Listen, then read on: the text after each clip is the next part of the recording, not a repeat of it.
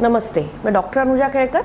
मैं साइकेट्रिस्ट हूँ, de addiction specialist हूँ, साइकोथेरेपिस्ट हूँ और केरकर क्लिनिक घोड़बंदर रोड ठाणे में एज अ साइकेट्रिस्ट कई सालों से प्रैक्टिस कर रही हूँ।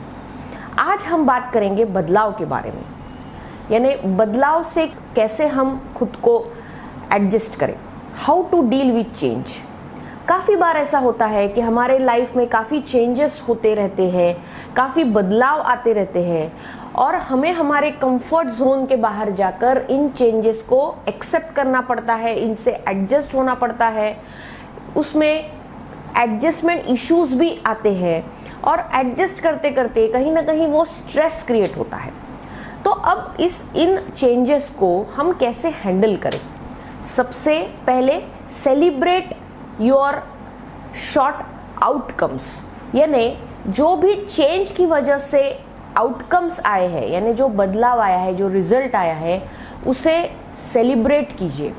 फॉर एग्जाम्पल, बदलाव यानी क्या कि काफ़ी चेंजेस आते रहते हैं, जैसे कि ट्रांसफ़र होना या घर का बदलना या लोगों का अपने रिलेटिव्स के साथ रहने जाना, या काफ़ी सीनियर सिटीजन्स अपने बच्चों के साथ रहने के लिए दूसरे सिटी में जाते हैं, उनका जो रूटीन है वो चेंज हो जाता है, या बच्चों को भी काफ़ी एडजस्टमेंट करने पड़ते हैं अगर पेरेंट्स का ट्रांसफ़र हुआ तो हर लोगों के लाइफ में एडजस्टमेंट है।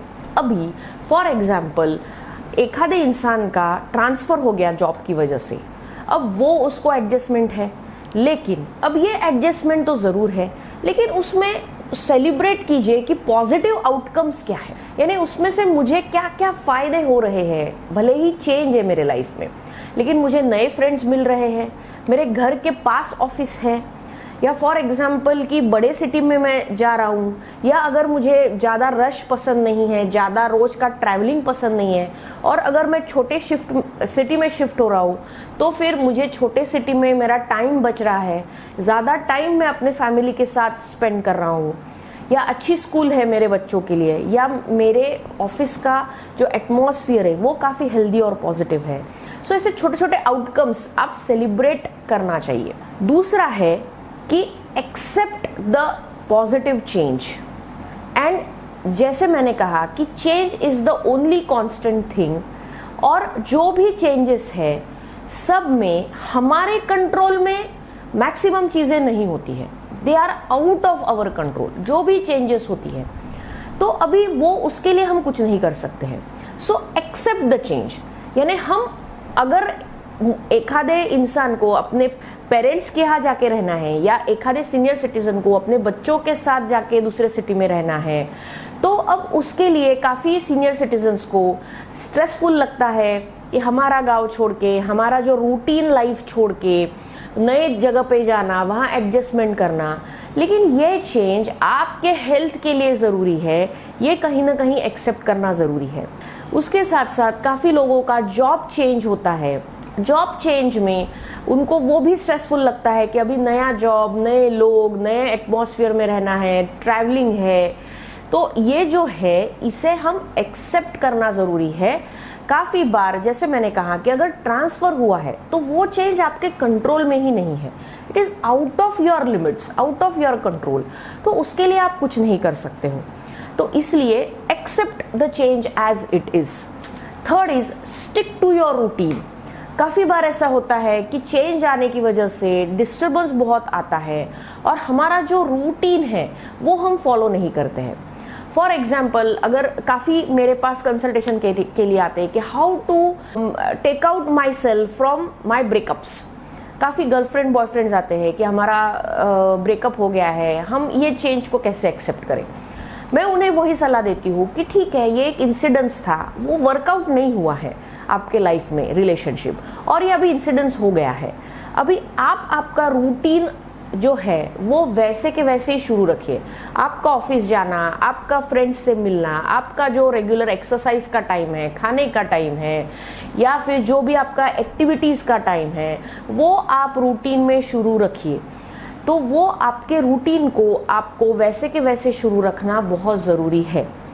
उसके बाद आता है कि जो भी चेंजेस हमारे लाइफ में हुए हैं वो चेंजेस के हिसाब से हमारे कंट्रोल में क्या चीज़ें हैं वो हम करें।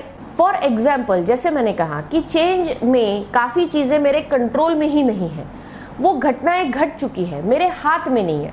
अभी मेरे हाथ में उसमें से क्या करना है वो मैं करूँगा। फॉर एग्जाम्पल, अगर एक आध डेथ हो गया, सडन डेथ हो गया आपके रिलेटिव का या आपके फ्रेंड्स का, तो वो चेंज सबसे ट्रॉमेटाइजिंग है, क्योंकि वो सिचुएशन को एडजस्ट होना सडनली पॉसिबल ही नहीं है। लेकिन वो चेंज आपके लाइफ में आया है, अब उससे आपके कंट्रोल में वो चीज़ नहीं है।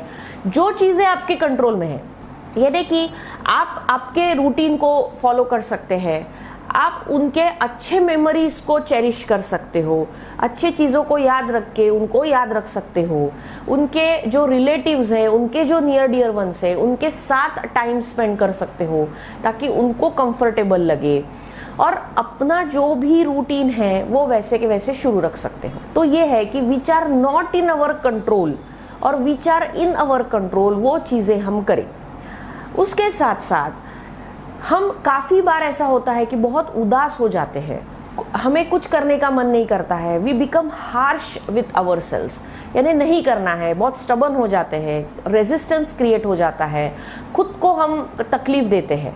तो ये ना करते हुए बी काइंड टू योरसेल्फ। जैसे मैंने कहा कि चेंज आया है, एक्सेप्ट करना, वो चीज़ों से एडजस्ट करना बहुत ज़रूरी है। अगर हम उसमें ही खुद को कोसे, खुद को तकलीफ दे, खाना नहीं खाए या फिर जिम ना जाए, डेली रूटीन एक्टिविटीज़ ना करे और बस उसी चीज़ में पड़े रहे कि नहीं मुझे ये चेंज नहीं चाहिए, मुझे इस चेंज से तकलीफ हो रही है, तो फिर हमारी लाइफ आगे नहीं बढ़ेगी।